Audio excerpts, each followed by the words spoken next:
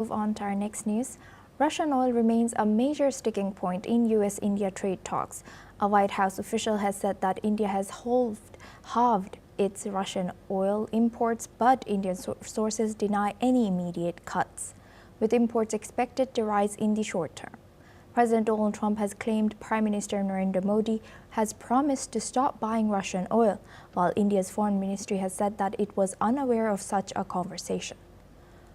India's oil minister has requested data from refiners on Russian oil imports to monitor this situation. President Trump's administration has said that Russia uses oil revenue to fund the war with Ukraine and links India's purchases to his tariffs on Indian goods.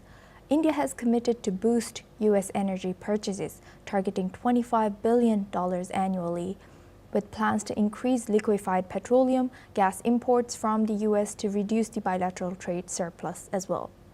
Now, Kremlin spokesperson Dmitry Peskov has stated that Russia remains confident in its energy partnership with India and can offer cheaper oil supplies to countries under U.S. pressure. Now we move on to our next news. Hungary's Prime Minister Viktor Orban has announced that he would hold talks with Russian President Vladimir Putin as Budapest prepares to host the upcoming summit between Putin and U.S. President Donald Trump. The supposed meeting aims to discuss steps towards ending the war with Ukraine, with Orban positioning Hungary as a key pro-peace location in Europe. Moreover, Orban has said that the Hungarian government has emphasized that Hungary has consistently advocated for peace since the start of Russia-Ukraine war. Orban has further added that Hungary has refused to supply Ukraine with weapons or allow transfers across its borders, threatening to veto certain EU sanctions against Moscow and holding up funding packages to Kyiv. Let's listen in. És Putyin elnök úrral pedig ma reggel, ma délelőtt során fogok majd beszélni. És ránéztek a térképre, és megnézték a vezetőket, akkor az hamar kiviláglik, hogy Budapest lényegében az egyetlen hely ma Európában, ahol egy ilyen találkozót meg lehet tartani. Now we move on to our next news. Mongolian Prime Minister Gombojav Zandan-Shantar has stepped down after losing support of the country's parliament, vacating the pivotal role after taking office just 4 months ago.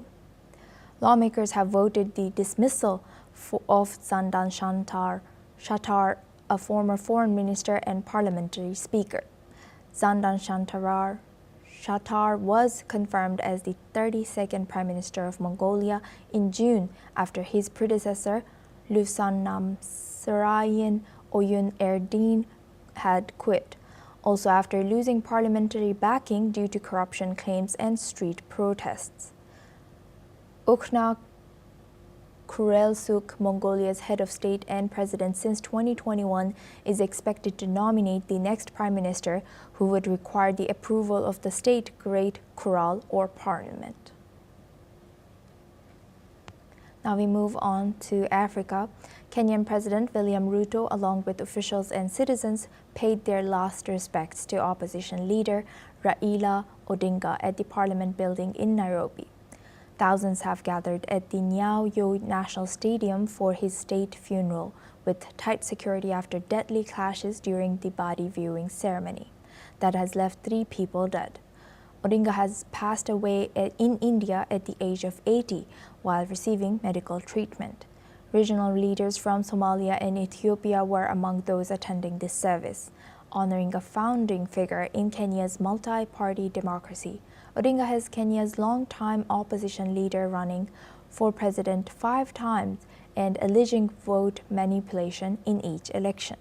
His body will be taken to Kisumu, his political stronghold, before being buried on Sunday at his farm in Bondo. The family has requested a quick burial and a 7-day period of mourning has been declared.